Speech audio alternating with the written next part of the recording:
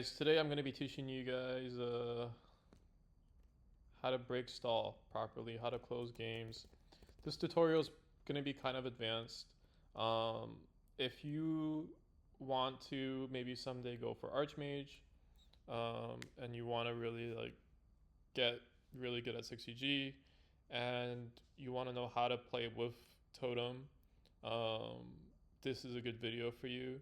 If you're still trying to learn the fundamentals of the game and you're just playing more casually, this might not be that applicable. This is more or less an advanced tutorial. I think if you aren't an archmage, you'll probably get value out of this. Even if you are, maybe you'll get value out of this. But basically, the premise is you're winning, let's say, at some point in the game, whether it's early, mid, or late, and you have an opponent that's essentially stalling. So your opponent's essentially stalling, and they're on the side down here, something like that. And you need to get to them. You need to somehow get to them, and at the same time, they have some sort of setup they have ongoing, right? So they're flight prodding, they're getting Pegasus out, they're getting swarms out. Maybe they have a totem of their own, right? They have all these things going for them, and essentially your job is to get to them and use your setup, which should ideally be better, to basically beat their setup. Now, you might think to yourself, okay, how is my setup going to be better? Well, for a few reasons. One, because you have more map control and you have tree ideally in your book, or some way to kind of block off their space, you're going to be in this position where, or maybe you have like a mech error or something, just something to kill their setup without really hurting your minion setup. Ideally, they're going to be kind of confined and they're not going to have the best way to use their setup against you. Now, if they have something like totem, maybe that changes the ball game a little bit, but there's ways around that anyways. So starting off, one thing I want to start with is you need to use turn efficiency when you're breaking stall.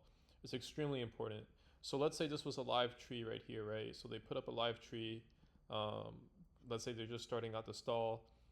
Ideally, the only reason that they're stalling, right? So realistically, they're not going to go stall if the game is kind of even or they're winning or something like that. If the position's losing, that's when you kind of go stall. So in that case, if you have like an undead peg out, if you have swarms out, whatever, shock shield, whatever it may be, put that over the tree to passively kill it, right? Now, if you already have a totem out, or if you don't, then summon the totem, right? But summon it in a position where it can break land on that turn. If, let's say you have a totem out and this is the position right here and they're down here stalling, you can think to yourself, okay, if they're stalling in this turn, let's say 24, and I need to be able to deal with them at turn 50 or whatever, I want to, and let's say your win condition, maybe you have a shock bomb left, but really you're just trying to kill them with zombie Pegasus stacking or whatever. On a turn like this, use your totem to basically break land such that your Pegasus in the future can aura stack them more easily. Because in this position right here, if they TP here, and then you try to maneuver your Pegasus over, they can just flash down the following turn, and potentially this land can't be used, can buy them one turn. So anywhere on the map you see where maybe some sort of land can buy them a turn or more than one turn, you need to use your totem to kind of break off pieces of that land. From that point, what you want to do is, let's say they're kind of stuck here, they have a Pegasus out, they have a swarm out, whatever, you need to pick a flash angle. So you need to pick a flash angle, and you need to just start religiously flashing as much as you can. And then at the same time, if you have multiple minions out, let's say you have a tree out or something, or a Pegasus out, right? Assuming you have a Pegasus out or something, you want to position your minions such that their counterplay with tree, because let's say they have a tree or something, is basically nullified. If they have spells like Bones, if they've revealed spells like Bones or any other aerials, you're going to want to use a turn, right? Just and if you have Ice Shield or anything like that, or even Vine Bridge in this instance, you can just do something like this, a move like this. Basically buy yourself some time up top, so that if they have bones, it's going to be kind of nullified. It's not going to do too much for you for them. If they have ray, the ray can't hit you, and this kind of helps beating stall and actually beating. Sometimes the opponent's not necessarily stalling; they're using like a pixie mix or some sort of side hide mix. It helps against aerials. So essentially, providing aerial cover for yourself can nullify like 3-4 spells that they might have. So that's pretty good, right?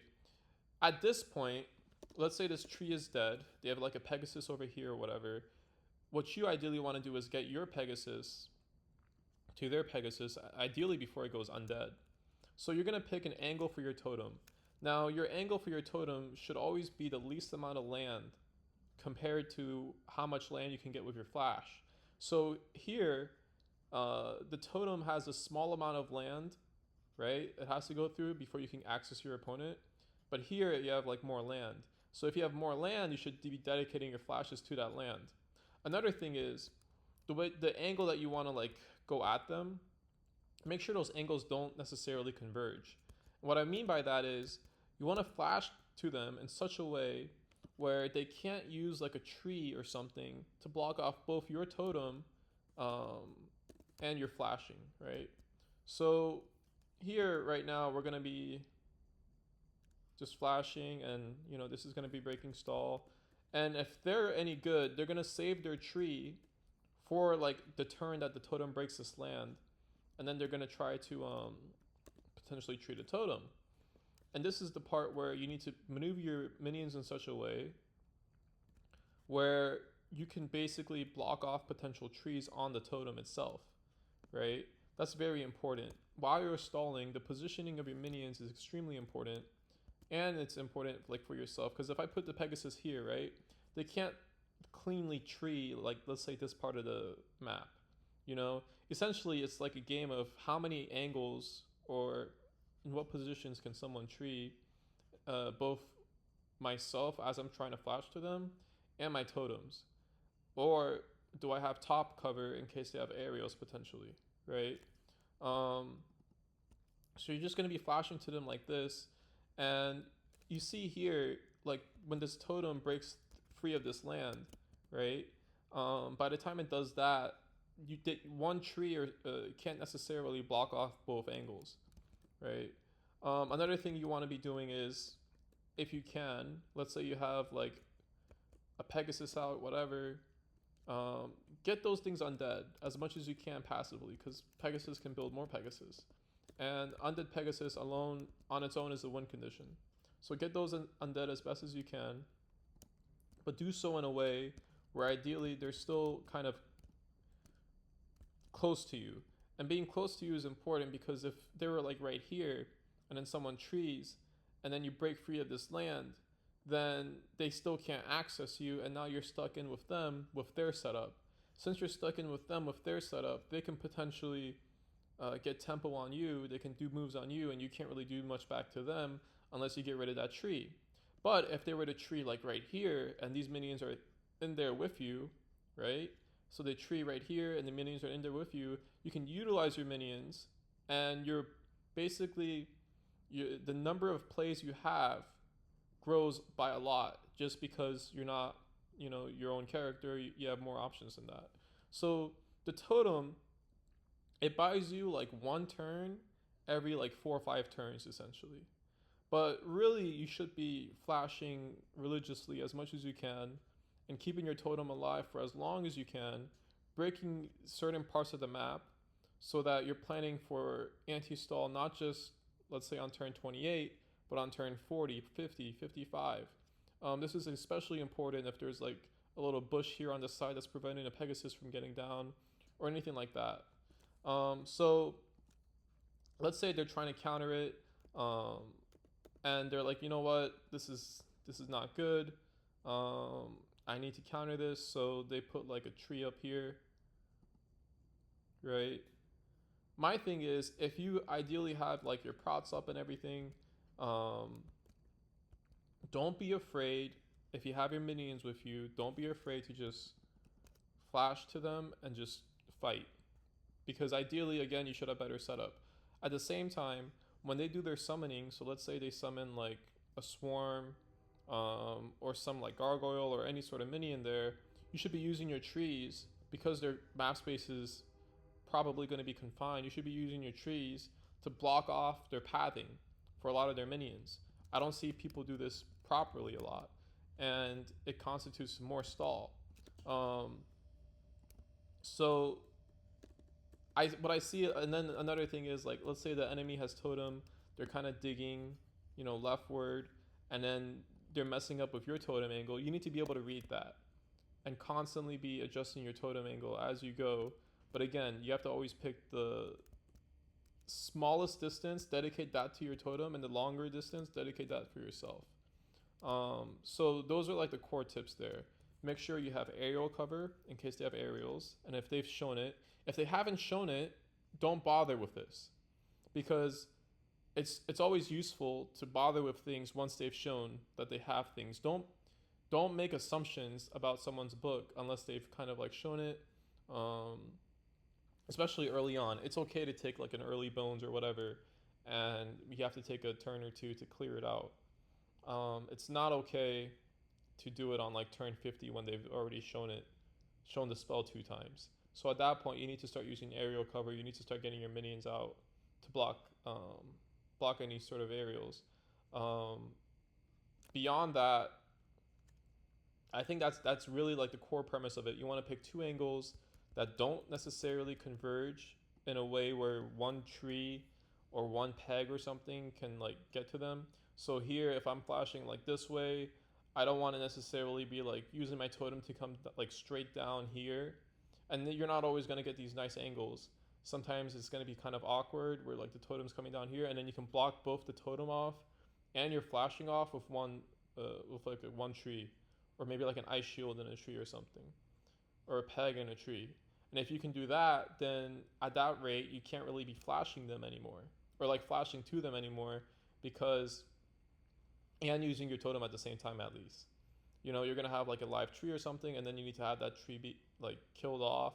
So it's always useful to have 2 very distinct angles, even if the totem's angle might take a little bit longer. Just pick the shortest path between you and the totem, and have the totem dedicate itself to that. Get your setup to be passively stronger. Don't be spending active turns unless it's like a new summon. So like go summon a gargoyle, go summon a peg, go summon a swarm, or like create a myth or whatever, to basically be able to passively get better setup. Use your trees to block off a lot of their setups pathing, have their space be confined and everything like that. If you have other spells that can, chip them, like mech arrow, aura, whatever, these spells can also help, right? As you're digging, you can dedicate like 1 turn to those spells as long as your totem is putting in work. But yeah, I think closing games is just a matter of knowing, hey, like this is the textbook I have to follow, and following it. The hard part about 60G that really kind of like differentiates players is kind of like the mid game, I think. But not knowing how to close properly can lead you to waste a lot of time. It can lead you to kind of be hard stuck at certain rankings, whether it's like high 1K, low 2Ks. And it can prevent you from getting Archmage. There are people who, if they knew how to close better, they would be probably pretty close to Archmage. But yeah, if you can't close properly, it's tough. There's a lot of people where they might spend an extra turn like prot shielding up when they already have a prot up, right?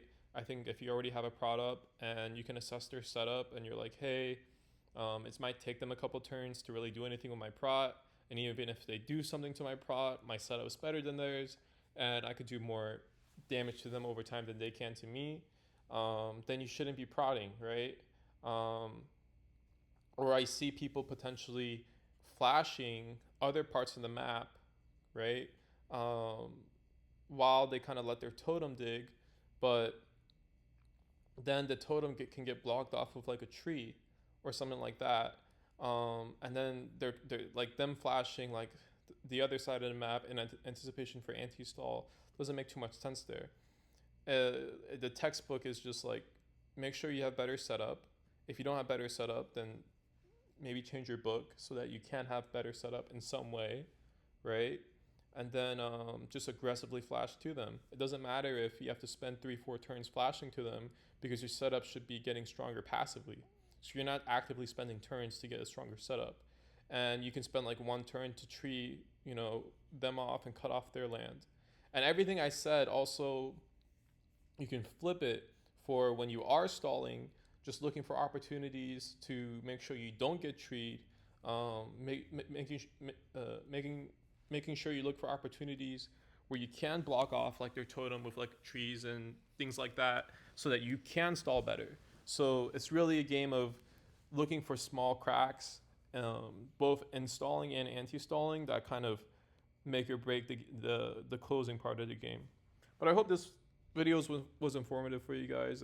Let me know if you liked it or not. I know it's a lot of me rambling, but yeah, I think this is going to be useful for kind of like defining how, like from a textbook perspective, how to close these 60G games better, with Totem at least. If you have other spells like Pebbles, Boars, Dwarf, Portal, there's other ways to close. So, Arcanist, there's a lot of nuance that goes into some of these games, but yeah, maybe those are videos for a different time. Anyways, thanks for watching. I'll see you guys later.